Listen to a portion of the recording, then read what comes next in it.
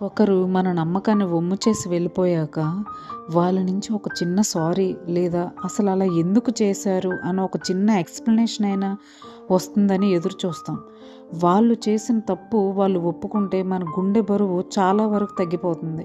కానీ రియాలిటీ అలా ఉండదు. తప్పు చేసిన వాళ్ళకి అది తప్పు అని ఎప్పటికీ అనిపించదు. వాళ్ళ మైండ్‌లో వాళ్ళు చేసింది కరెక్ట్ అని వాళ్ళు ఎప్పుడో ఫిక్స్ అయిపోయారు. అసలు మన బాధకి ఒక అందమైన ఎండింగ్ కావాలి అనిపిస్తుంది. వాళ్ళు వచ్చి క్షమాపణ చెప్తారు అని మన మనసు ఎదురు చూస్తుంది. కానీ ప్రపంచంలో అన్ని కథలకు పర్ఫెక్ట్ ఎండింగ్ ఉండదు.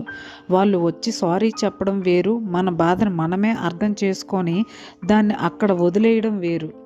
మోసం చేసిన వాళ్ళ నుంచి ఎక్స్‌ప్లనేషన్ ఎక్స్‌పెక్ట్ చేయడం అనేది మన సెల్ఫ్ రెస్పెక్ట్‌ని మనమే తగ్గించుకోవడం అవుతుంది. ఎవరో వచ్చి మన లైఫ్ స్టోరీకి ముగింపు ఇస్తారనేది ఎదురు చూడడం ఆపేసి జరిగిన నిజాన్ని జరిగినట్టు ఒప్పుకోవాలి. మన మనసుకు చెప్పుకోవాలి. ఎవరు క్షమాపణ కోసం ఎదురు చూడకుండా గతాన్ని అక్కడే వదిలేసి ముందుకు అడుగు వేయడమే అసలైన మెచ్యూరిటీ. ఈ కఠినమైన నిజాన్ని ఒప్పుకుంటే జీవితం చాలా నెమ్మదిగా మారుతుంది.